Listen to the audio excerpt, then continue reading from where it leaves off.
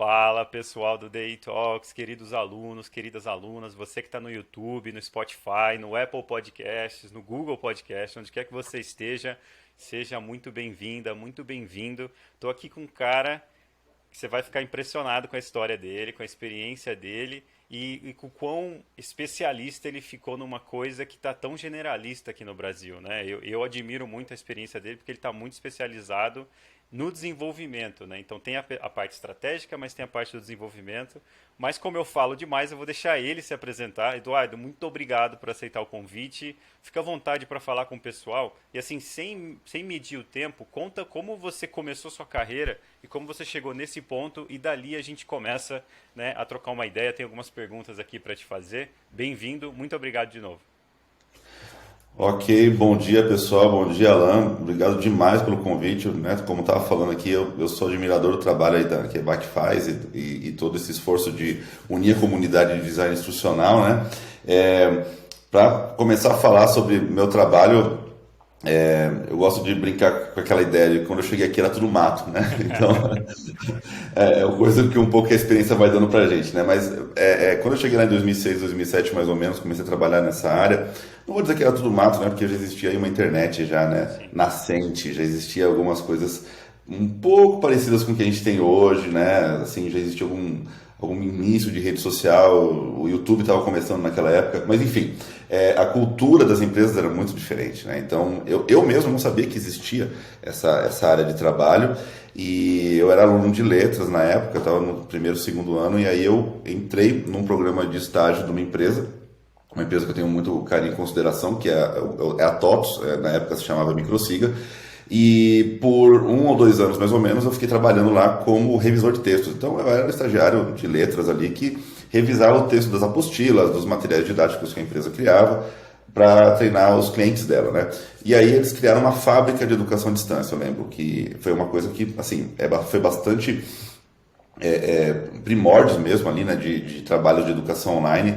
Na época quase ninguém estava fazendo aquilo, mas era para atender essa demanda de treinamentos online que já surgia naquela época. E aí quem que eles chamaram para ser o DI? O estagiário que estava ali revisando as apostilas, certo? Quer dizer, Legal. era o cara que estava lidando com os textos lá o tempo todo, né, em Word, né, PDF. Pô, vem cá, agora você vai fazer em versão online, interativa. E aí eu fui ver que bicho que era esse. Como eu tinha antes trabalhado como web designer, eu sempre tive esse interesse, né, com interface, com a coisa um pouco visual da experiência online, eu adorei, né, foi uma coisa muito legal para mim, só que naquela época não era tão simples a gente conseguir se capacitar, a gente não tinha muito material disponível e era muito comum a gente daquela época ser autodidata, então nós íamos nos sites, buscava tudo no idioma inglês mesmo, muito material, download de livros e coisas assim que estavam começando a surgir naquela época, né? E isso foi assim, uma gênese, né, para mim. Então foi uma coisa um pouco assim informal que eu fui adquirindo, mas felizmente assim algumas escolas já estavam começando a ter alguns tipos de capacitações de design instrucional. Eu fiz um treinamento na Embi Morumbi na época presencial mesmo, com o professor Ricardo, que até hoje é um contato que eu tenho, um cara incrível aí que está também há muito tempo nessa área. E eu me apaixonei, né, pelo assunto, pelo tema. Só que eu percebi que tinha um gargalo, né, onde eu trabalhava, porque eu era simplesmente um anexo, né? O trabalho que a gente fazia era um trabalho muito de apoio. O business da empresa, ele era um outro segmento. Então, eu comecei a procurar outras oportunidades de trabalho e falar, olha, vamos desenvolver isso, né? E aí, eu consegui trabalhar em outras consultorias, né? Sim, resumindo um pouco, eu fui trabalhar em Floripa, numa empresa que hoje é a TTCom, para quem conhece, né? Na época se chamava Fabricô. Os caras me deram uma super abertura e também muita responsa, jogaram no meu colo vários projetos, né? E aí o que acontece? Eu fui percebendo que o design institucional ele fica no meio do projeto, né? Então, quer dizer, tem de um lado a área cliente, que você tem que atender, e do outro tem a área de produção, que você também tem que mediar. E foi aí que começou a cair várias fichas para mim sobre o potencial dessa área, né? Então, tocamos alguns projetos lá, fui começando em autonomia, depois voltei para São Paulo, trabalhei também em algumas consultorias, muito no segmento corporativo, e aí eu fui, né, indo muito para essa área do corporativo. O que inclui? Inclui força de vendas, treinamentos de integração de novos colaboradores, treinamento de liderança, treinamento de compliance, né, prevenção à fraude, prevenção à lavagem de dinheiro, políticas anticorrupção. treinamentos também de produtos, treinamentos técnicos também, segurança do trabalho, todo esse universo, né? A gente começou a tocar, eu comecei a trabalhar nesses tipos de projeto e a demanda na época sempre foi por criar coisas transformadoras, coisas inovadoras. O segmento corporativo brasileiro de educação online, ele sempre foi muito exigente, né? Em termos de qualidade e até apelo visual nas coisas, né? Ninguém gosta de coisas muito lineares, coisas muito básicas. Então a gente é toda hora pressionado para trazer coisas novas. E aí, né, depois dessa passagem, né, por essas empresas, eu acabei incorporando um pouco o papel de gerente de projeto, não teve jeito, né? Mas eu nunca abandonei o roteiro, tá? Nunca abandonei o storyboard, mas assim, eu sempre fui um cara meio que assim, o olho do furacão, sabe? Então, eu montava o roteiro, né, mas eu sentava com o cliente, fazia o levantamento. Quando chegava na equipe, eu já dava uma direcionada na arte, né? Quer dizer, eu já dava uma análise prévia na internet, vendo o estilo visual que eu queria seguir, manual da marca do cliente. Então eu sempre fui um cara assim muito mobilizador, né? Por assim dizer, unindo as partes. Então acho que isso contribuiu também para o meu sucesso, né? Nos trabalhos, nas empresas que eu fui tocando. Mas, assim, o final da minha carreira como colaborador mesmo, como funcionário, foi numa ONG, né, o Instituto Paramitas, que também tem um super carinho, tem uma admiração pelo trabalho que eles fazem, que eles levam inclusão digital para cidades e para escolas e para ambientes que não estão tão familiarizados. Então, é um outro tipo de desafio que eu encarei. Projeto atrás de projeto também sempre voltado ao currículo educacional, inclusão profissional. Então ali também eu tive que me desdobrar nas minhas habilidades criativas para poder atender de repente. Às vezes a gente entregava 5, 10 módulos de assuntos diferentes, de matemática, biologia, história, sabe? E a gente tinha que criar um storytelling, uma gamificação para cada um deles toda semana.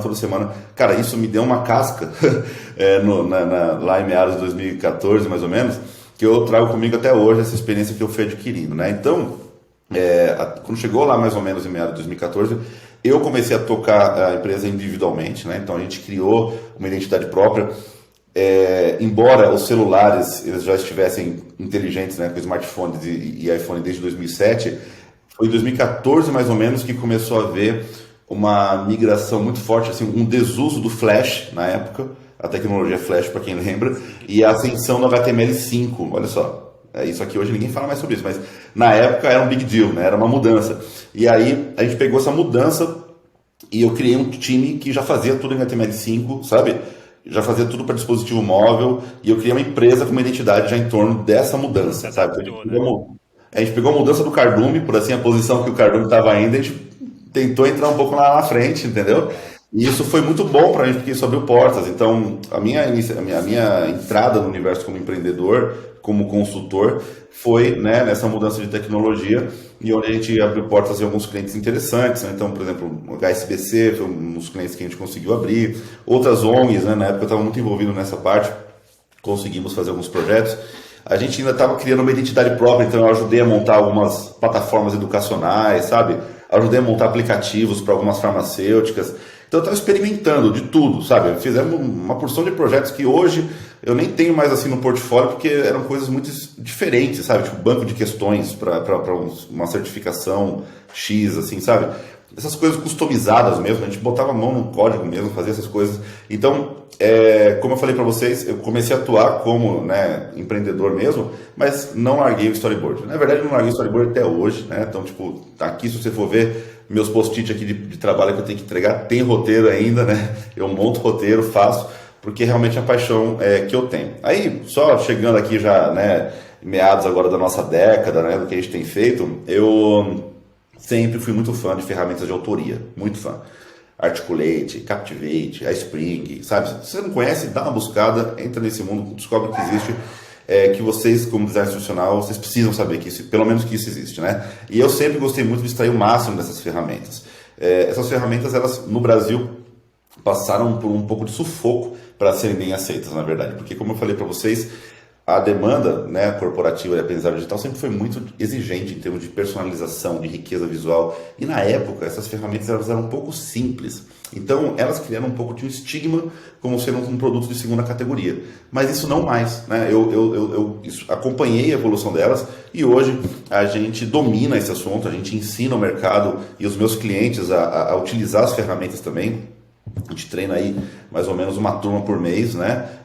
Dezenas de pessoas por ano, às vezes centenas, dependendo do ano. E é muito gratificante porque a gente tem o design institucional e tem a tecnologia também. A gente combina os dois para gerar soluções de ponta a ponta, né? Hoje, né, o nosso trabalho é um trabalho que ele envolve os projetos customizados, né, aqui na Learning Pro. Então, eu estou 20% do tempo ensinando, mas 80% do tempo eu debruçado aqui em projetos mesmo, como eu falei para vocês, a partir do storyboard, né, montando realmente os conteúdos. E temos atendido o mercado de uma maneira bastante criativa, né? Então eu diria que hoje, o que eu faço hoje, o que mudou de anos atrás foi a maior liberdade no uso das mídias, a banda larga muito mais comum e, né, tranquila de ser utilizada. Então eu posso colocar vídeo nos meus projetos, posso colocar muito mais animação, muito mais recursos interativos, inteligentes. As ferramentas de autoria hoje permitem criar games e simuladores muito mais elaborados, vídeo interativo também, e realidade virtual, esse tipo de soluções não é mais assim um bicho de sete cabeças, né? Mas, né, por trás de tudo continua tendo aquele DI, aquele trabalho de levantamento, aquele trabalho de adequação didática, os princípios, né, a espinha dorsal, ela continua existindo e continua sendo uma prática, tá? Eu não podia deixar de dizer, né, a gente está em 2022 aqui ainda, então a gente teve nesse ano um retorno super positivo, para mim foi um símbolo bem interessante do nosso, que nós estamos no caminho certo. Deixa eu pegar aqui atrás, ó, temos aqui um prêmio que a gente ganhou em Orlando, tá? No Congresso Learning Solutions em 2022, beleza? Estivemos competindo com outras empresas com soluções baseadas em game, tá? Eu levei um case que a gente desenvolveu para a Bridgestone do Brasil, baseado em gamificação e vídeo interativo. A gente recebeu aqui esse reconhecimento como a melhor solução que teve lá no evento nessa atividade, tá?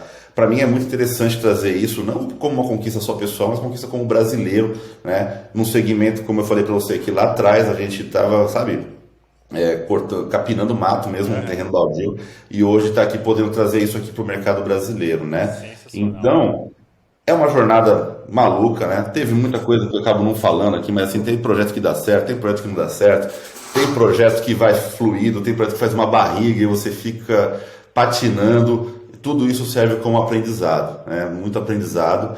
E, assim, é isso, né? Eu acho que hoje a gente está só no começo, acho que a gente tem muito que fazer ainda, né? Mas eu estou muito feliz de poder estar mostrando isso para vocês. Eu espero, né, que essa minha jornada para vocês sejam inspiradoras e que vocês também possam desenvolver suas próprias carreiras, né? Vocês estão vivendo agora outros momentos, os desafios vão ser outros, mas vocês vão poder fazer as suas próprias jornadas também, né? Sem dúvida. E vão montar uma comunidade para se ajudar, né? Às vezes tem alguém que trabalha numa empresa que talvez precise da e-learning pro para alguma coisa, para desenvolver o pessoal, para criar uma solução, né? A gente está todo mundo junto nessa, né? Isso é uma coisa interessante, Alan, porque assim, eu trabalhei em muitas consultorias que era porteira fechada, né? Quer dizer, os caras eles entregam box, né? Assim, um produto fechado. Se você precisa montar um treinamento, um trabalho muito bem feito, né? Lógico, com uma total competência, mas eles não têm assim uma visão de comunidade, né? Aqui na Learning Pro a gente é muito assim visto como professor, como facilitador. Então, pô, tem aluno meu que, sabe, tá no WhatsApp comigo, então quer tirar uma dúvida de ferramenta, daqui a pouco ele pede uma ajuda num projeto. Então as coisas fluem de uma maneira muito natural. Então a gente, até para se diferenciar, né, no mercado, a gente quis adotar essa postura mais aberta, né? Então eu ensino o que eu sei, né? E se você precisar de ajuda, conte conosco. Essa é a nossa postura. Muito legal. Essa é a nossa postura aqui também. Então, toda a comunidade do pessoal de DI Debug, pessoal do DI Talks, né, esse podcast que a gente tá promovendo, né? Eu agradeço, sem dúvida, você compartilhar. E não se preocupe que a gente vai chegar nos projetos que não deram certo para o pessoal aprender e se sentir mais coletivamente aceitos ali, né? Cara, tem uma coisa que é muito vigente em todo mundo. Já conversei com, acho que você vai ser a 27ª pessoa que eu conversei no Day Talks e várias outras pessoas que eu não chamei pro Day Talk ainda, mas eu conheço. Tem uma coisa que é muito, como é que eu posso dizer? Muito familiar, assim, muito recorrente, que é a pessoa de um jeito muito positivo, é cara de pau, tipo, a pessoa vai e faz, né? Então a pessoa vai, a pessoa é espontânea, aceita desafio, não diz não para desafio novo. E aí quando vê, tá. E muito curiosas, né, essas pessoas geralmente. Eu vejo que você também é muito curioso, fez letras, gostaria de saber muito como é que você chegou em letras depois. Uhum. E foi para ter a experiência com HCM, com várias ferramentas, com ferramentas de Uhum. gestão, compliance, muita coisa Uhum. específica, né? Isso Uhum. exige uma curiosidade uma resiliência a feedback, resiliência ao fracasso muito grande, né? Uhum. Então, antes de a gente chegar em letras, como é que você chegou em letras? Conta mais pra gente dessa sua característica. Como que esse desenvolvimento de resiliência ao feedback negativo, resiliência ao fracasso, porque acontece, não é um Sim, detrimento, né, ao seu trabalho ter o fracasso, mas sim como você aprendeu e se desenvolveu, né? E hoje eu sim, vejo sim. muita gente, no próprio curso de DI Debug, cara. Você pega hoje, se a Uhum. gente abrir o painel ali, vai ter 120 pessoas paradas no módulo um porque estão com Uhum. medo de ter um feedback negativo, porque estão com medo de Uhum. fazer um protótipo, fazer um storyboard que seja e receber alguma coisa ruim da tutoria. Qual que é seu Uhum. conselho, qual que é seu processo para desenvolver essa antifragilidade, né, que eu acho que é muito Uhum. necessária, especialmente na área em que você está, onde você realmente gerencia os projetos criativos que vão estar ali na linha de frente, né? Conta Uhum. mais pro pessoal Uhum. sobre isso, que eu acho que é muito importante, antes de mais nada.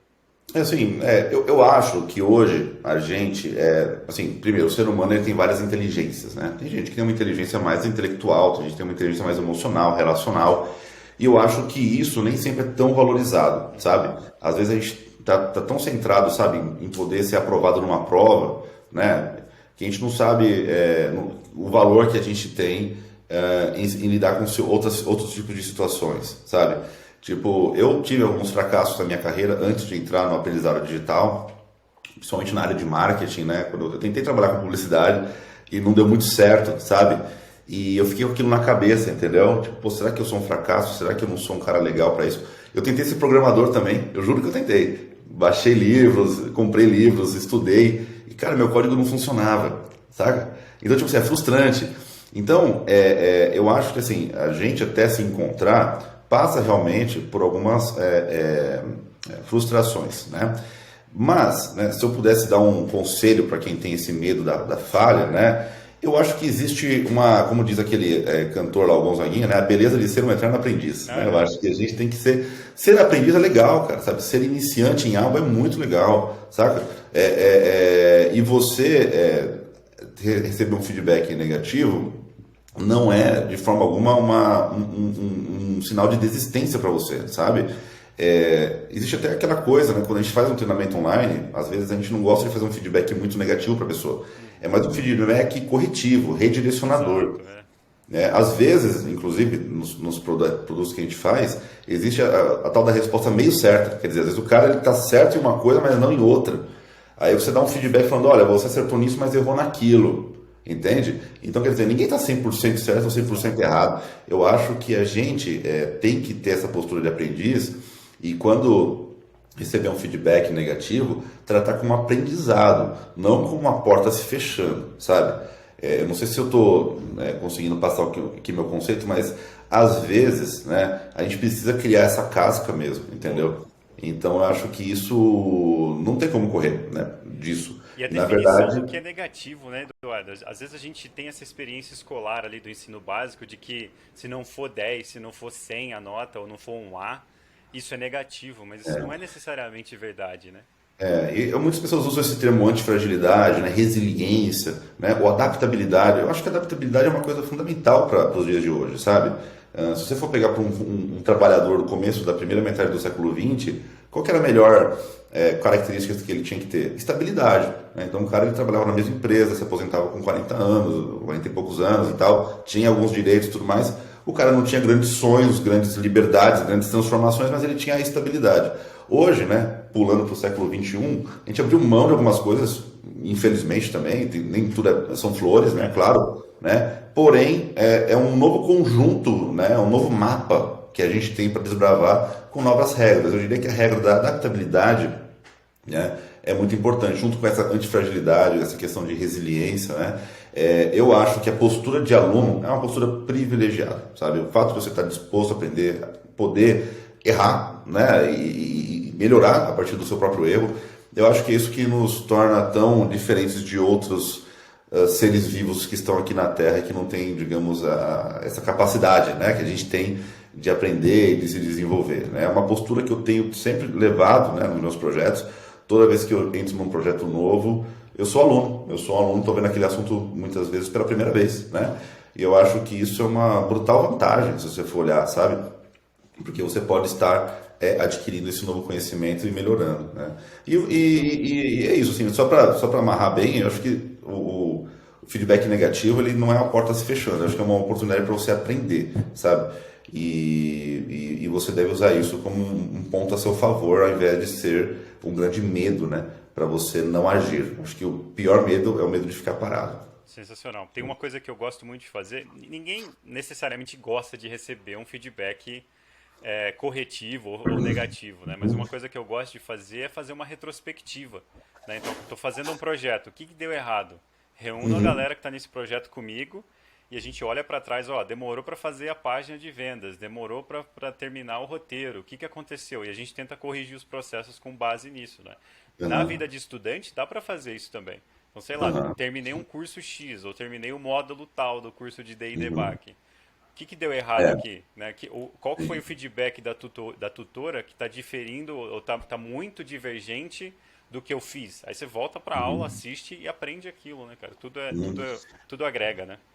sim, e lembrando assim, você está na sua fase de aluno, o aluno ele está treinando, ele tá num momento assim, ainda. Você não está no ambiente de trabalho, né? O ambiente de trabalho é que vai ser realmente o teste, sabe? Então quer dizer, relaxa, sabe? Receber feedback negativo de professor é uma coisa, é diferente de você receber um feedback negativo do seu chefe, entendeu? Então vamos equalizar as coisas, você está aqui para aprender, você está aqui para errar, aprender com seus erros e se tornar alguém melhor, né? Agora, para tranquilizar um pouco vocês, né? Empresas maduras elas têm processos de feedback bem Oh, estruturados, yeah. entende? Então, quer dizer, todo projeto tem lá a sua abertura, seu desenvolvimento, sua implementação, lições aprendidas, entendeu? Quer dizer, mesmo você com receio de estar lá trabalhando e tudo mais, em empresas maduras não tem aquela coisa, entendeu? De esculhambar o seu trabalho, entende? Se você não foi tão bem, você vai receber um feedback direcionador e a pessoa que é seu mentor, que é seu líder, ele tem que botar os pontos positivos, os pontos a melhorar. Cara, isso é a vida. A vida a gente faz isso. A gente tem isso nos nossos relacionamentos, a gente tem isso na academia, a gente tem isso no videogame, entendeu? Exato. Quer dizer, não é um bicho de sete cabeças, né? Então vamos lá, vamos equalizar um pouco as coisas, sabe? Aprecie o momento que você está tendo de aprendizado agora, sabe? Erra o que tem que errar, mas faça alguma coisa, sabe? E lá no ambiente profissional, trabalhando com boas empresas, trabalhando com empresas amadurecidas, o erro ele não é exatamente o fim do mundo, entendeu? Ele é um meio termo ali, um ponto, vamos dizer assim, um ponto de parada. Vamos imaginar que você está fazendo uma trilha, é um ponto de parada que você olha para trás, vê o que você poderia ter feito melhor, se organiza de novo e continua a sua jornada, entendeu? Então, muita calma nessa hora, né? Sem dúvida. Você mencionou, Eduardo, que você tentou aprender a programar, com certeza aprendeu alguma coisa que vai ser tem sido utilizado no seu trabalho, agregou de alguma forma, tentou entrar em publicidade, sem dúvida trouxe algo para isso também. Eu adoro aprender novas coisas também. Sou de TI originalmente, migrei para treinamentos exatamente para poder ter essa visão mais genérica, mais abrangente de tudo, né? Então, eu gosto muito de ciência de dados, mas não trabalho necessariamente como cientista de dados, né? Dou mais aula, crio conteúdo. O pessoal diz geralmente que essa migração ou essa visão mais ampla, né? Estou trabalhando como contador e queria trabalhar como cientista de dados, né? O pessoal tem esse anseio de, se eu estiver trabalhando como contador e vou tentar, sei lá, aprender programação, eu não tenho certeza do valor desse investimento, então eu não vou desprender tempo nisso. Eu vou ficar focando na contabilidade mesmo não gostando muito. E aí, quando a pessoa realmente não gosto mais dessa profissão, não gosto de contabilidade, quero virar programador, mas não tem um planejamento pessoal, um planejamento de vida ou até financeiro para parar a contabilidade e migrar para essa segunda área. O pessoal tem bastante desses problemas, dessas organizações mentais e tal. Eu sempre prezo pela migração paralela, né? Estou trabalhando aqui na minha fonte de renda primária, vou estudando outras coisas, quando der eu migro, vou fazendo contatos. Como foi esse processo para você, cara? O que você pode contar para o pessoal aí de aprender várias coisas e ainda assim manter família, manter passeio, manter a gestão financeira da sua vida? Como isso funcionou para você? Cara, é muito simples, tá? Quando eu era muito novo, sabe? E assim, eu venho de uma família bem humilde, assim, eu não tinha muitas oportunidades, sabe? A escolha a ser feita no começo do ano para que tipo de estudo que você ia fazer e tudo mais, tinha uma carga gigantesca em relação à distância do ônibus, a empregabilidade, saca? Se eu ia conseguir cobrir os gastos e tudo mais. Então, não foi uma escolha dos sonhos, não, entendeu? E eu acho que muita gente vive isso também. Sim. Foi o que me daria um emprego, me colocaria no mercado de trabalho, saca? Então, eu fui para a área de internet, de redes sociais, área de redes de computadores, para você ter ideia. Eu comecei no hardware, sabe? Lá atrás, fazer uma faculdade ligada a isso. Eu amava isso? Não, mas era o que eu achava que ia abrir portas. Se for pegar pessoas na minha geração lá, no começo dos anos 2000, a cabeça era essa, entendeu? A internet, sabe? Infraestrutura, isso vai explodir. Então foi uma coisa muito assim, uma decisão muito tomada de sobrevivência, sabe? Depois que você entra, que você começa muitas vezes a se acomodar e falar, opa, o que eu gosto? Né? Legal. Ninguém pergunta muito isso para você quando você está precisando, né, pagar suas contas. Você faz o que você tem que fazer. Então a minha origem veio muito nisso, entende? Lógico que eu tinha uma certa afinidade, eu gostava, né, daquele assunto o bastante para eu poder me debruçar naquilo e não sofrer, né? Então, quer dizer, eu tinha uma certa afinidade, mas a prioridade era a questão realmente de me resolver, conseguir um emprego, tocar minhas coisas, comprar um carro, sei lá, coisa que sonhos pequenos, mas que eu queria ter, né, na minha vida. E aí, cara, eu tive que fazer algumas decisões fortes. Então, por exemplo, eu tinha feito um curso de redes de computadores, consegui um emprego, mas eu não gostava daquilo. Eu queria fazer alguma coisa um pouco mais profunda, alguma coisa ligada mais a humanas. E aí eu tirei um ano para me dedicar a fazer cursinho. Eu fiz um cursinho pré-vestibular, porque eu falei, ó, tô aqui com 20 anos ainda, 20 e poucos anos, vou me dar a chance de fazer FUVEST alguma vez na vida, pelo menos para ver que, né, se eu conseguir alguma coisa. Aí eu me dediquei um ano fazendo cursinho, escolhi o curso de letras porque eu estudava à noite, quer dizer, eu não era tão competidor quanto a galera que estava lá, sabe, ralando o dia inteiro, que tinha gente que estudava o dia inteiro lá no cursinho. Eu estudava só à noite, pegava 2 busão para voltar para casa. Então, quando chegou na hora da FUVEST, eu falei, pô, eu sou um cara nota 6. O que eu consigo dentro desse universo, né, de competição? E aí tinha algumas possibilidades, né, tanto na área de biológicas como na área de humanas. Eu acabei escolhendo letras porque eu estava muito fascinado pelo universo criativo, da ficção, da cultura, da história como um todo. Eu sempre gostei muito de história, mas achei que com letras eu ia ter uma visão cultural humana que ia me dar um repertório legal para a vida. E eu acertei, porque eu consegui entrar na faculdade. Tive 4 anos ali na letras, na USP, muito bons, assim, abriu meus horizontes de várias formas para assuntos que alguns até eu trago hoje em dia para minha vida, mas eu acho que o mais interessante foi abrir a mente, entendeu? Para o mundo, né? E para um outro tipo de aprendizado. E lógico, né? O fato de estar numa faculdade bacana, isso vai te abrindo portas para outras empresas também. Então eu usei, né, essa equação. Eu sei que a minha história não é uma história muito assim idealística, né? Quer dizer, Ninguém eu né? Se sempre, você parar pra olhar. Tem gente que dá eu quis, aquela. Tem gente que dá uma polida na sua própria história pra ficar muito bonita na internet, mas eu prefiro a história real também. A minha é bem parecida com cara, a assim, sua. como diz o Faustão, quem sabe faz ao vivo, né? Então É. aqui eu tô trazendo a coisa sem maquiagem mesmo, entendeu? Não, Por da hora. quê? Hoje seria muito fácil falar assim, ah, não, eu tinha um sonho de fazer letras, falar, Sempre não, calma quis. lá. Eu fui, né, equalizando sempre, gente, sempre a questão da adaptabilidade.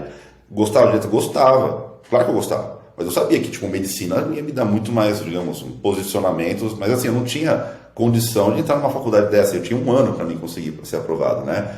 Então eu sempre fui esse cara muito situacional, tá?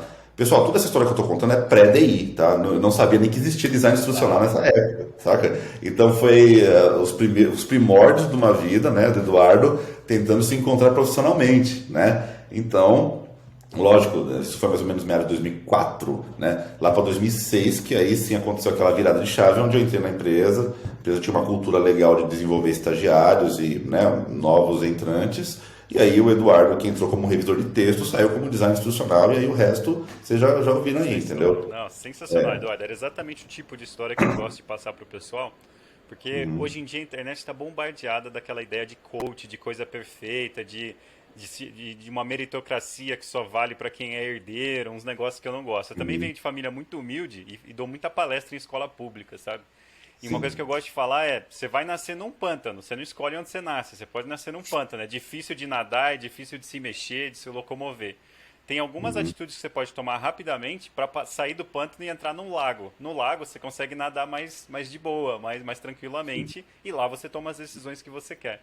Mesma coisa, escolhi TI, cara, para sair do meu pântano. Não Uhum. sei programar, sei fazer, mas não necessariamente quero programar, quero trabalhar com educação, com projeto, com produto digital. E Uhum. demorou relativamente pouco até, porque foi uma trajetória divertida e agora estamos aí fazendo o que a gente gosta, né? E eu acho muito interessante ouvir histórias de pessoas que estão na educação, estão no DI, estão em projetos digitais, porque tem uma Uhum. base meio parecida, assim, tipo, quero me desenvolver, mas também quero gerar impacto, quero aprender, gosto de conhecer pessoas e conhecer novos conceitos, né? E o Uhum. início das jornadas são muito interessantes, porque eles são bem divergentes, mas no final acaba chegando numa coisa mais parecida, né? E o que eu É, falo sim. no curso de DI, às vezes, Eduardo, é exatamente o que você acabou de apresentar, cara. Aprendeu Articulate, vai fazer o curso de DI Debug, que tem uma introdução bem sólida. Quer ficar especialista? Vai na eLearning Pro, que tem especializações bem legais. Isso você Uhum. aprende. Mas a questão emocional, a questão da lida com outras pessoas, organização, né, gestão de projetos, a inteligência emocional é uma coisa que você vai pegando a cada momento, a cada projeto. Às vezes a pessoa está trabalhando agora de garçonete ou de garçom, que não tem problema nenhum. Mas se Uhum. você tem uma visão do futuro, o que você pode aprender nisso agora? Né? Nesse momento, Uhum. eu estou fazendo o curso do Eduardo e estou me desenvolvendo ali, tomando feedback negativo ou tendo interações que eu não gostaria de ter. Anota Uhum. isso, documenta isso, né? Faz um É. checklist do que você precisa para o seu sonho ou para o que você Uhum. acha que é seu sonho. Eu já tive sonho de ser programador para Android. Depois que eu aprendi, eu não quis Uhum. mais ser. Né? Então, Uhum. vai Sim. pulando de etapa para etapa, mas sempre tendo essas coisas do lado pessoal ativas também, né? Você disse que é Uhum. corredor, você tem hobby, tem família, tem tudo, que é uma coisa Sim. paralela que vai dando um norte também, né? Não viver só do profissional e só do acadêmico, né? É. E o que acontece? Assim, a gente dá os toques no que está no nosso alcance, né? Eu estou passando um recorte de realidade que foi da minha vida, Uhum. né? Eu sei que cada pessoa tem seu desafio, cada pessoa tem suas barreiras. A gente sabe que existe muitos muros a serem rompidos aí, né? A sociedade está olhando um pouco para isso hoje, né? A gente está querendo mitigar um pouco essa divergência, né? Vamos dizer, da largada da corrida, né? Então, quer dizer, muita gente começa a corrida a 500 metros na sua frente, né?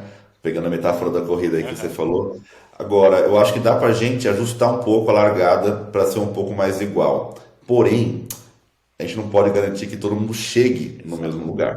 E aí, meu amigo, depois que dá o tiro de largada é com você, né? Então, quer dizer, hoje a gente tem, mais do que nunca, meios para ter um pouco mais de equidade na hora da largada, né? As empresas estão olhando para isso. O mercado digital ele permite uma inclusão muito grande, quer dizer, hoje uma pessoa que mora num lugar de difícil acesso consegue ter um treinamento de alto nível da EBAC, entendeu? Morando em São Paulo, ou morando num lugar longe, não tem, né? É mais aquela logística complicada que isolava as pessoas, por assim dizer. A tecnologia permitiu isso. Mas existem barreiras ainda, né? E isso está sendo trabalhado. Mas o meu ponto aqui é justamente isso. A gente pode ter políticas que ajustem a largada da corrida, né? Isso, os governos, a sociedade está procurando fazer isso. Porém, repito, no momento que dá o tiro de largada, aí é cada um por si. Então aí você vai ter que se virar. E aí a chegada, né? Lembrando, não é só para um vitorioso. Felizmente na sociedade, entendeu? Não é só quem está em primeiro lugar. Não é só o Elon Musk que tem sucesso, entendeu? Eu Exato. vejo muito isso. A pessoa é ou isso, é ou a pessoa não tem sucesso, ou a pessoa é um bilionário. Não, eu acho que existe um meio de campo aí muito grande, esse meio da pirâmide, né? Que é quem faz, que é quem contrata, que é quem gasta, que é quem desenvolve, que é quem dá treinamento, né? Que é a gente, né? Todo mundo aqui que pode estar fazendo parte desse ecossistema, né? Então é assim que eu enxergo, né? Eu acho que a gente tem sim que trabalhar a questão da largada, né? Tem que melhorar um pouco isso para ajustar, né? Eu não sou um cara, eu acho que assim meritocracia é legal, mas eu acho que é uma coisa legal ter oportunidade, sabe? Eu acho Sim. que é importante tá ao nosso alcance de conseguir fazer isso, a gente como empresário também de fazer isso, mas eu acho que depois que dá o tiro de largada realmente aí você tem que mostrar que veio, Eu né? achei muito Mas legal a sua metáfora, cara, depois da largada, depois do tiro, cada um por si, né? E uma coisa que você falou do Elon Musk é a definição de sucesso também é subjetiva, né? Se eu nasci no interior de São Paulo, pobre pra caramba, no meu caso, E a minha definição de sucesso é ser igual ao Elon Musk é meio surreal, né? Não vai rolar, né? Pouco provável. Sim. Não é que não vai rolar, mas é pouco provável. Agora, se minha definição é ter uma carreira bacana, poder viajar, ajudar as pessoas e fazer e sempre estar aprendendo, é mais realista, né? Eu achei bem legal essa definição sua. E como assim, a definição de sucesso é relativa, de fracasso também. Né? Quer dizer, o que é fracasso? É você ser demitido do seu emprego? Cara, isso de repente pode ser uma viradinha de chave para você se reinventar. Sim. Entendeu? O que é para mim fracasso? É perder um cliente? Não sei. Né? É receber um feedback negativo de um cliente? Sabe? É ficar no negativo na receita da empresa? Então, tipo, vai um pouco do seu termômetro, né? Da sua capacidade, da sua sensibilidade com relação a essas, digamos, cutucadas que a vida te dá. Entendeu? Então, aí vai de cada um realmente ver até onde consegue, né? Sensacional. Eduardo, um outro tema bem legal que você vai se tornar uma referência para o pessoal é a questão de múltiplas línguas. Né? Muitos DIs hoje no Brasil temos DIs sensacionais, temos desenvolvedores educacionais sensacionais que, infelizmente ou felizmente, dependendo da situação, não falam uma outra língua. No seu caso, eu vejo que você interage com o pessoal de fora, compartilha coisa em inglês, tem essa possibilidade de criar conteúdo em inglês. Qual que é a vantagem no aspecto de DI mesmo, dessa fala do inglês, essa habilidade multicultural aí? E como você falou, até essa mente mais expandida para diferentes acervos culturais e de roteiros, né? Conta mais pro pessoal Tá. aí. Olha, eu acho que quando a gente está num nicho, como no caso do design institucional, né, o nosso mundo é um pouco menor, né? Quer dizer, a gente não encontra tanta gente. Hoje, graças a EBAC e outras empresas, a gente está, né, com uma comunidade cada vez maior, graças a Deus, legal, parabéns, show de bola. Só que a gente ainda assim é um nicho, né? Então, quanto mais a gente se conectar, melhor. E felizmente, a gente tem uma comunidade internacional de design institucional muito rica lá fora, sabe? Eu sei que o idioma pode ser um bloqueio e tudo mais, mas a minha dica é para tentar se esforçar um pouco nesse sentido, sabe? Por quê? Além de você estar em contato com pessoas que vão te dar poderosos insights e você vai ter acesso ao que as pessoas têm feito lá fora, é um mercado muito assim aberto à contratação de pessoas no mundo todo, entende? Então, eu já tive a oportunidade de fazer projetos para fora, lidei com umas 5 empresas mais ou menos de consultoria que contratavam, né, pessoas de fora e sempre a relação foi muito saudável e muito interessante. Então hoje, em 2022, sabe, eu vejo que assim, você não pode mais pensar só na sua empregabilidade em termos de Brasil, em termos na sua cidade, no seu bairro, que está no seu quarteirão, sabe? Você tem que pensar globalmente, Exato. sabe? Então, por exemplo, o conhecimento que a EBAC traz para você é aplicável no mundo todo. Entende? O conhecimento que você tem é um conhecimento que se aplica no mundo todo. Então, você pode fazer da sua casa, do seu computador, né? Lógico, tem uma barreira do idioma? Tem a barreira de você ter coragem de abrir uma webcam e conversar em inglês, sabe? Muitas vezes sem ter tido preparação adequada? Tem. Eu sofri muito, né? Eu suei muito, literalmente, né? Em reuniões que eu definitivamente não estava preparado para elas, né? Mas tudo serve como aprendizado. Eu digo que, se você for olhar para fora, né, outros países do BRICS, né, por exemplo, você pega a Índia, tudo bem que a Índia tem uma colonização, né, antiga colonização inglesa, então eles têm muita facilidade com o inglês. Mas os caras, eles vão para fora, eles não pensam só na Índia, eles pensam globalmente. Para onde você vai, tem indiano, entendeu? Trabalhando Bombando com né, depois de TI. educação, né, cara? Pô, cara, na educação também, os caras assim, muito raçudos, entendeu? Eu acho que o brasileiro ele tem uma energia e uma qualidade no trabalho que eu não vejo lá fora, sabe? Eu tive a oportunidade de ver muito portfólio lá fora, já tive em eventos internacionais e tudo mais, e eu sei que o que a gente faz aqui é especial. Só que, infelizmente, muitas vezes a gente está bloqueado pelo idioma, entendeu? Então, assim, se você tem interesse, né, de se abrir, né, tanto para aprender como para trabalhar, né, no idioma inglês, eu acho que é um passo que você não vai se arrepender, entendeu? Tipo, você pode não ganhar um grande emprego em dólar, você pode não fazer grandes amizades, tá? Mas assim, você vai aprender alguma coisa e você não vai ninguém vai se arrepender de aprender inglês, entendeu? É. Então eu diria que isso seria um ponto que você, como designer institucional, não deveria te deixar ficar fora do seu radar, entendeu? Talvez você está começando na carreira, quer começar a criar um portfólio, beleza. Então vai passo a passo.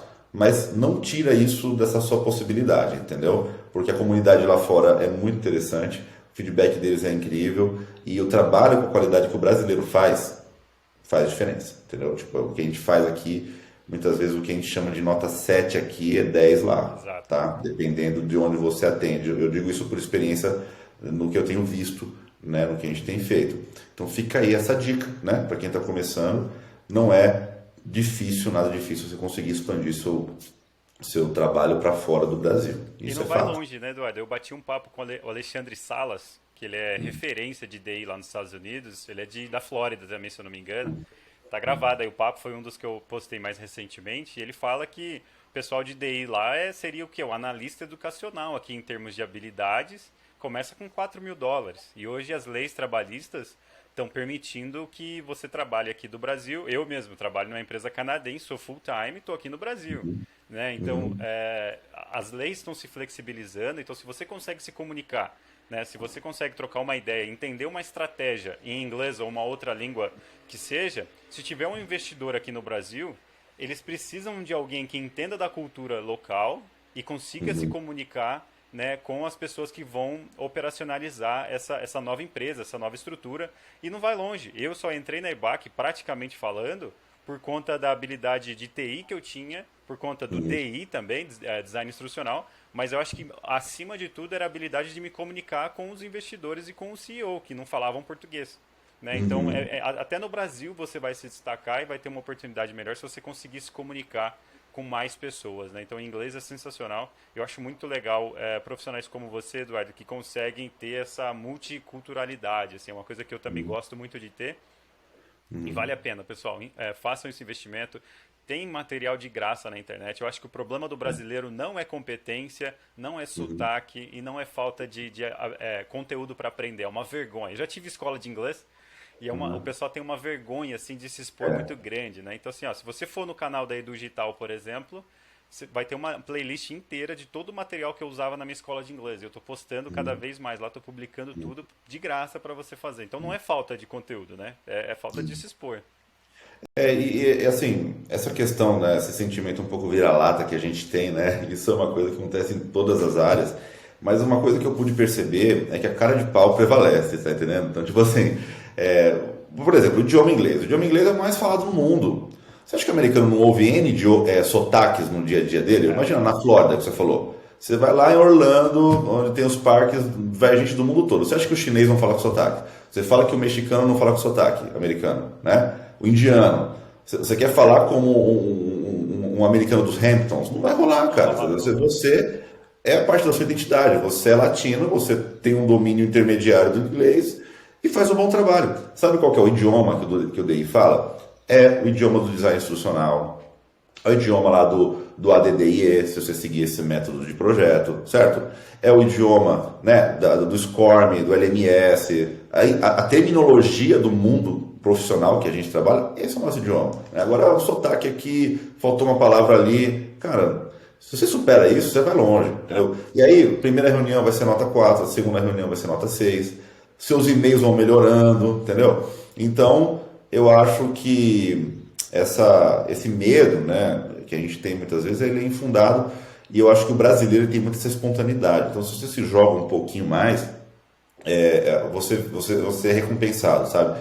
Então, não precisa, sabe, de repente sair fazendo vídeo em inglês ou fazendo reunião em inglês. Começa mandando e-mail, monta um currículo seu em inglês, É, entendeu? Você vai ter todo o tempo do mundo, cara. Tempo todo do mundo com o Word aberto lá, com o Google Translator do lado. Cara, termina o currículo, né, em inglês. E começa a partir daí, né? Então, eu acho que, como se diz, né, você vai conquistando pequenas vitórias no idioma, pequenas vitórias profissionais, que isso vai te dando gás para as outras futuras passos maiores que você vai dando, né? Então, acho que esse trabalho de formiguinha, ele não tem como correr, né? E ele é muito recompensador. show de bola, Eduardo. A gente está chegando na nossa reta final. Antes de eu fazer minhas 3 últimas perguntas, esse é o momento do jabá. Eu tive que explicar para o americano o que é jabá. Ele deu muita risada. Cara, fica à vontade para convidar empresas, né? A gente vai repassar isso aqui para muita empresa, muito projeto legal, Tá. todos os alunos da Aham. EBAC. Pessoal tá público também, várias plataformas de podcast, né? Apple Podcast, Google Podcast, Spotify, YouTube.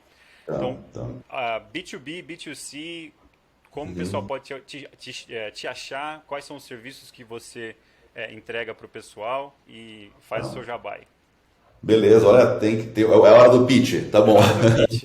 Beleza, pessoal. Bom, a eLearning Pro é a empresa que cria experiências incríveis de aprendizado e ensina você a produzir também, né? Então a gente tem um trabalho de transformar a educação, principalmente no ambiente corporativo, mas também no ambiente educacional. A gente entende que engajamento, que a atenção das pessoas é um ativo raro, cada vez mais raro. Está todo mundo distraído, todo mundo concentrado com as suas atividades. A gente tem que criar experiências de aprendizado significativas no meio desse mundaréu de estímulos que os nossos alunos têm hoje em dia, e por isso a gente utiliza design institucional de ponta, storytelling, gamificação, os melhores artistas, designer gráficos e mídias para fazer soluções que vão desde cursos a games, simuladores, metaverso, a gente está se metendo nesse tipo de coisa também. Legal. Então a gente tem um portfólio super diferenciado para gerar engajamento, para gerar transformação nas empresas e na vida das pessoas, certo? Isso é a maior parte do nosso trabalho, é onde a gente se orgulha e é onde a gente conseguiu aí, né, ser premiado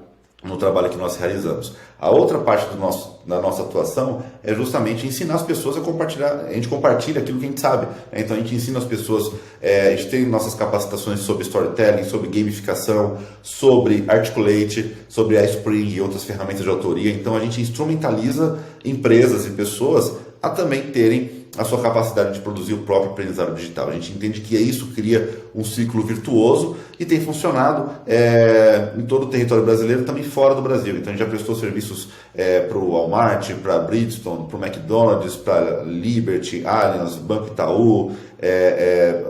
Agora a gente está atendendo Drogaria São Paulo também, que é um cliente nosso, farmacêuticas como a She, como a Sanofi. Então, quer dizer, todo mundo está no mesmo barco, cada um na sua necessidade, mas todas têm esse gap, né, que é ele realmente capacitar as pessoas e desenvolver as pessoas. Alguns clientes meus são bastante terceirizadores, então eles me contratam para chefiar e fazer a frente dos projetos de produção, né, na produção mesmo, e outros clientes são mais autônomos, então eles querem simplesmente saber fazer e fazer sozinho. Eu atendo os dois, tenho espaço para todo mundo. Então, eu tenho desenvolvido isso no Brasil e fora do Brasil, tá? E eu fico à disposição de vocês, né, para ajudar como for necessário. Eu estou presente em todas as redes sociais, estamos no YouTube, no canal da eLearning Pro, pode buscar lá eLearning Pro, tem lá o nosso canal.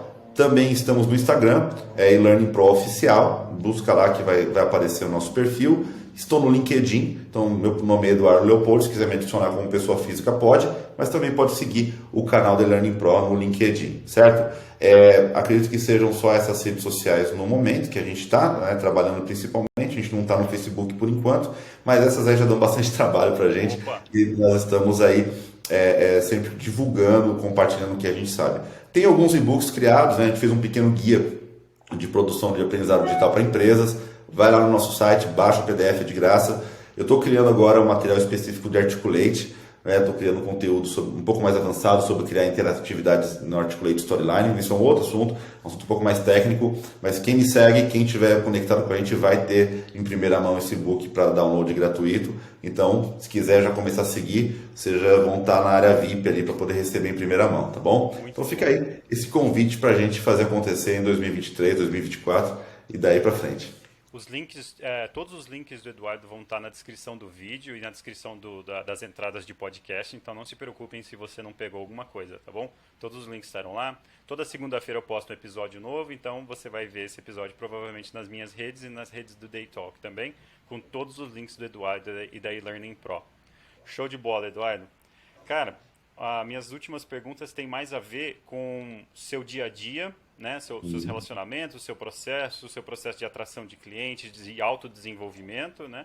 E a outra é mais sobre os seus desafios, né, que você olha para trás e vê todos os desafios que você teve e qual conselho você daria para você lá no estágio de revisão de texto. Vamos começar com sua rotina diária. Como é a rotina de um e-learning developer, de um gestor de projetos aí, de design instrucional, né? Quais são suas ferramentas, relacionamentos, seu planejamento de dia? Conta o que você puder aí para o pessoal. Bom, eu estou na cidade de Jundiaí, né? Para quem não conhece aqui, Jundiaí está um pouco saindo de São Paulo. Escolhi essa cidade para desenvolver a eLearning Pro, né? A gente tem um escritório em Jundiaí e eu tenho procurado atrair talentos locais. Então, inclusive, se alguém aqui é de Jundiaí, bora se conectar, porque realmente a gente busca talentos aqui nessa região, tá? E estamos desenvolvendo uma cultura dentro do nosso escritório, do nosso trabalho, um método de trabalho, embora a gente seja muito conectado remotamente, tá? Então tem profissionais no Brasil todo que apoiam a gente. E na segunda e sexta eu estou no escritório, justamente para fazer o alinhamento de começo de semana e o alinhamento no fim de semana para amarrar tudo. Terça, quarta e quinta estou em casa, né? Aqui no escritório home office. Preparei um espaço aqui que seja mais isolado para eu poder ter tempo de concentração.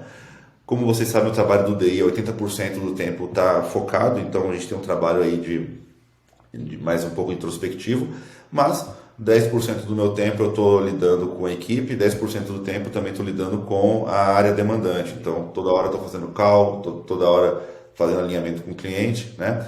Então, eu separo meu dia em blocos e eu não tento ser multitarefa, né? Mulheres conseguem ser multitarefa, homem não. Então, eu tento, né, dedicar 1 hora para cada coisa, quebrar meu dia em blocos e fazer coisas do começo ao fim, né? Então, lá no nosso escritório a gente tem uma lousa bem grande com os post-its, né, com os progressos do nosso projeto. Eu utilizo métodos baseados do PMI, Scrum, Agile, ADDIE, todos esses métodos que você vai topar na sua vida, tudo é válido, tá, pessoal? Agora a gente adapta, né? Eu adapto para a nossa realidade do perfil de projeto que a gente tem. Então a gente tem lá nosso método próprio com o progresso que a gente vai seguindo, cronogramas e assim por diante, né? Então, é assim que a gente tem feito. Começa a semana na segunda, faz o pitch com a galera das metas da semana, e aí na sexta a gente se reúne de novo para afinar o discurso, refinar alguma coisa, resolver algum problema, né? E terça, quarta e quinta a gente fica remoto trabalhando, né? Eu tenho, como falei para vocês, sempre treinamentos de Articulate ou de outras ferramentas, e aí eu me dedico integralmente, né? Então, quer dizer, eu tenho que ficar dando treinamento, muitas vezes eu vou em company nas empresas dar o treinamento, então aí não tem jeito, eu costumo deixar quinta e sexta, principalmente as últimas quinta e sextas do mês, né? Porque aí eu consigo me organizar para o começo da semana alinhar tudo, e eu termino a semana dando treinamento e tem funcionado dessa forma, tá? Legal. Então é assim que eu tenho me organizado. Lógico, eu tenho que ter tempo para estudar um pouco, né? Se manter atualizado. Hoje eu tenho buscado, né, aprender tanto no online como também lendo livros, né? Dá para ver aí atrás tem algumas coisas. Eu leio não só coisas ligadas a design institucional, mas coisas ligadas à psicologia, a design de games, né? Literatura também, né? Não esqueci a letras, né? Que é a minha área que eu surgi. Então, tento me manter exposto com o cérebro sempre oxigenando, e esse mix de aprendizado formal e informal me ajuda a me manter ativo e bem ágil para gerar criatividade para os meus clientes, né? Muito bacana. E além desse prêmio que você ganhou, né, que você se envolveu lá e tal, tem alguns outros eventos ou alguns desses encontros ou instituições em que você se cadastra ou faz networking ou tenta cadastrar seus projetos e produtos que o pessoal deveria saber mais? Sim, assim, eu sempre tento estar compartilhando, né, o que eu sei. Então, por exemplo, ano passado eu fui palestrante do CBTD, né, Congresso Brasileiro de Treinamento e Desenvolvimento. Já fui palestrante também em programas de pós-graduação do Instituto Butantan, como palestrante convidado. Já fui também palestrante no Mackenzie, também como convidado, certo? E então isso faz parte um pouco do meu network. Então, fulano me conhece, sabe o que eu faço, me chama lá para conversar, né? Legal. Já fui em escolas públicas também, falar sobre minha trajetória e tal.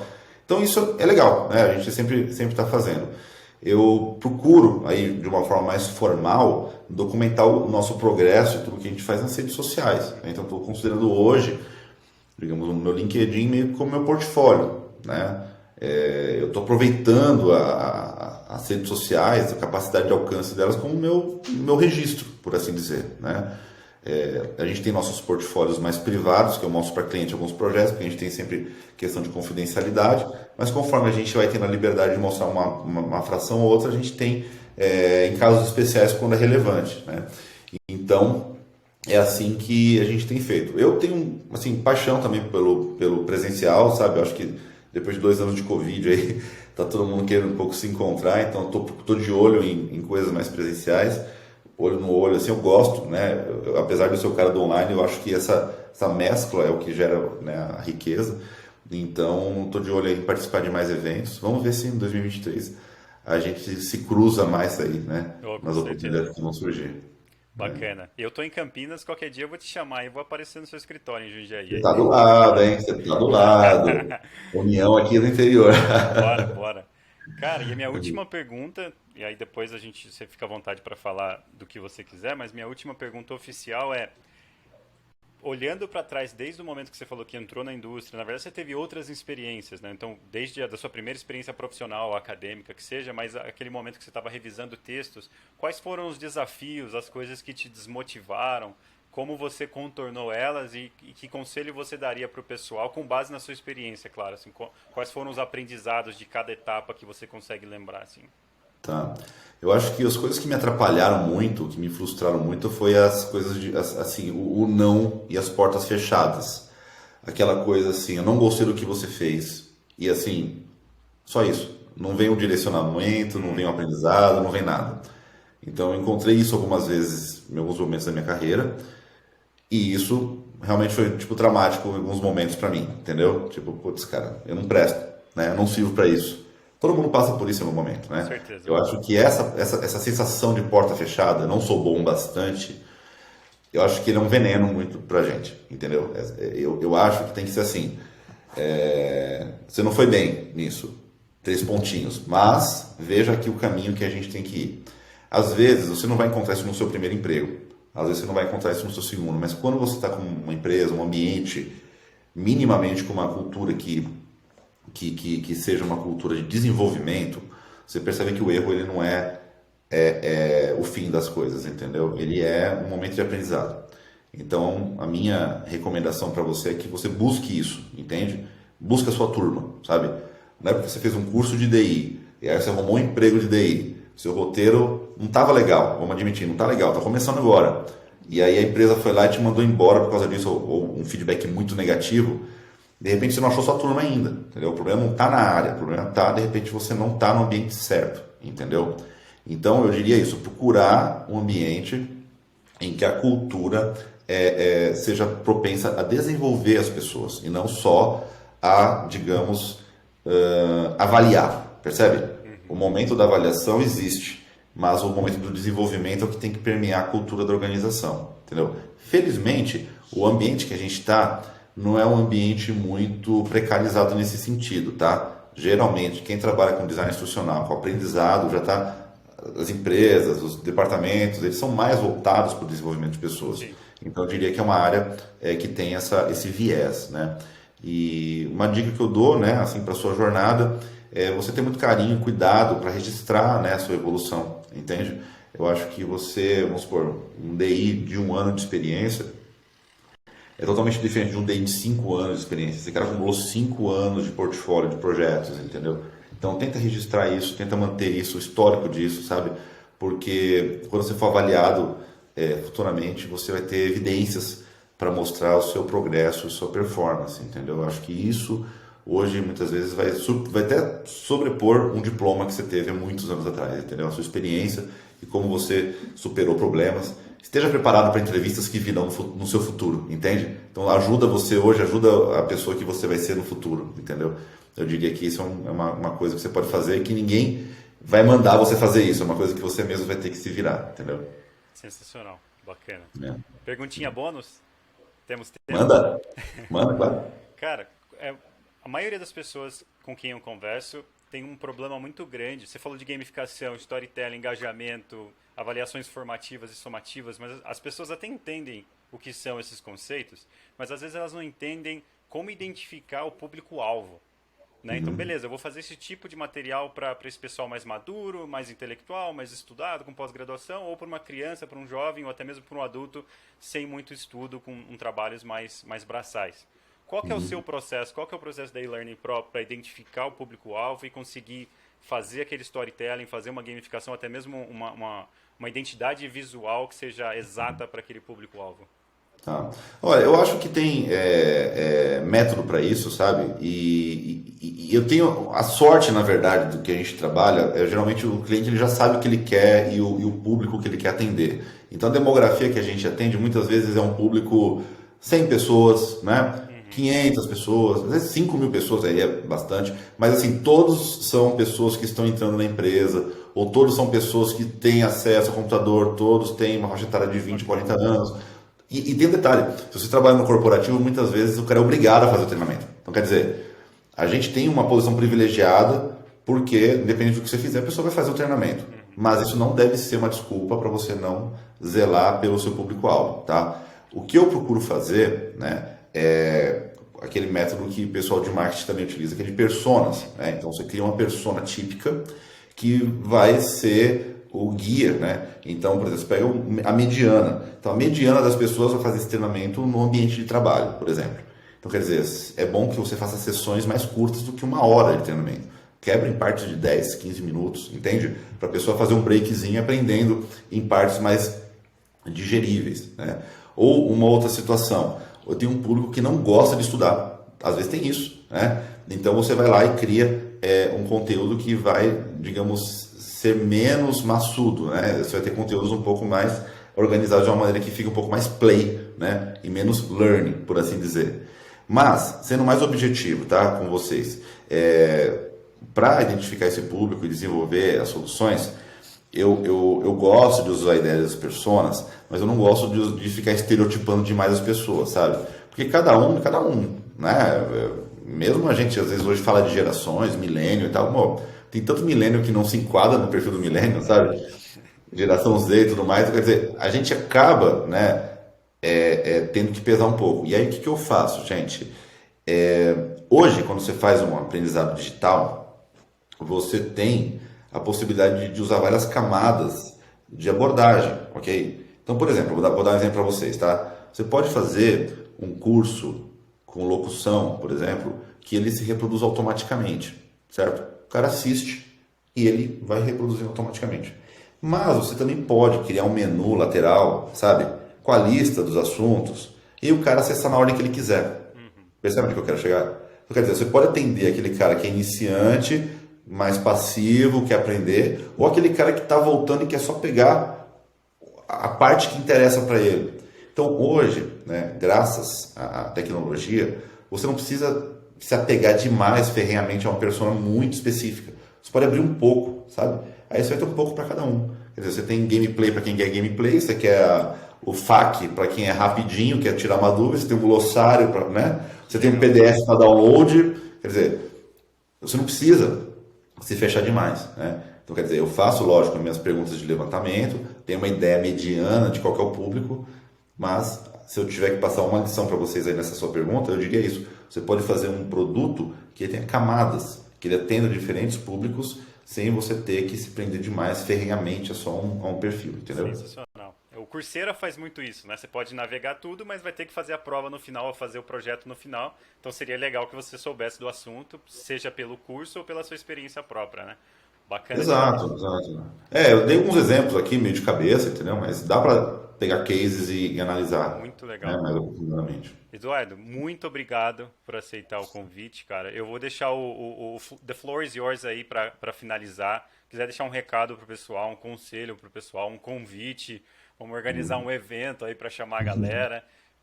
The Floor is Yours para encerrar. Eu só tenho a agradecer, eu acho que vai agregar muito. Se prepara que, conforme as levas de pessoas vão passando pelos módulos e conhecendo o podcast, eles vão adicionando no LinkedIn. E adicionem mesmo, pessoal. Tirem dúvidas, chamem o Eduardo, que é um cara muito disponível.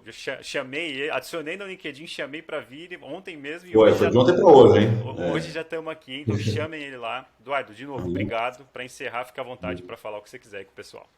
Não, pessoal, eu agradeço muito a oportunidade, assim, é realmente uma honra estar aqui conversando com vocês, assim, sabe, depois de tantos anos nesse mercado, poder ter esse papo nesse nível, com essa comunidade, pô, show de bola demais, né? Então, quero simplesmente ser uma contribuição para vocês, né? Eu costumo dizer para os meus ex-alunos que meu WhatsApp tá aberto, né? Então, eles tiram minhas dúvidas comigo, diretamente pelo WhatsApp, eu sou um cara, assim, muito mão na massa mesmo, não importa se eu estou no Brasil, se eu estou fora, se eu estou tocando e-learning pro, eu sempre sou um cara que estou com muita alma nos projetos, né? Então, e-learning pro sou eu sou e-learning pro, então as coisas são muito próximas e eu gosto que seja assim, né? E eu quero também que vocês me vejam como uma pessoa acessível que eu sou aí para ajudar vocês nos seus projetos. Eu queria deixar um recado para quem está entrando agora, ou já é DI há algum tempo, ou enfim, está decidindo. Eu acho que o DI ele tem uma posição muito privilegiada no mundo de hoje, sabe? Porque a gente está passando por ondas de digitalização de conteúdo e a gente está ganhando uma maturidade já. Quer dizer, a Wikipedia já está organizando todo o conteúdo, toda a informação, né? As empresas têm a documentação do que tem que ser feito, né? Então, quer dizer, em tese, a informação está aí, mas o fato de eu ter no meu celular toda essa informação não me forma uma pessoa mais inteligente. E aí que entra o design institucional, entende? Então, de fazer sentido, né? De desenvolver conhecimentos, habilidades, atitudes, mudança de atitudes. É isso que as empresas elas precisam, não importa quão bem documentados estejam os processos, elas precisam desenvolver as pessoas. Tá? Então, isso vai além de simplesmente o ambiente corporativo. Né? Você também descamba no ambiente até de marketing, de produtos. Hoje o marketing é um marketing de conteúdo. Né? Você não sai vendendo ativamente as coisas, você educa as pessoas. E aí, por educar as pessoas, o design institucional tem um papel muito importante. Tá? Então, o marketing de conteúdo feito com qualidade não é só gatilho mental. Você precisa ter design institucional. Você tem que fazer uma live, você tem que fazer um webinar, você tem que fazer um e-book, fazer um curso. O cara tem empresas que fazem cursos gratuitos para o cara assimilar o que a empresa vende e converter venda. Então, quer dizer, o papel do design institucional hoje eu acho extremamente importante no momento onde a informação está aí, mas não necessariamente as pessoas estão usando essa informação, percebe? E aí o design institucional ele entra justamente para dar vida, né? E fazer essa informação pulsar e realmente transformar pessoas, transformar empresas, transformar marcas, né? Carreiras, tá? Então, eu diria que a gente está com a faca e o queijo na mão, né? Então, a gente tem uma lição, uma coisa, uma missão para ser cumprida.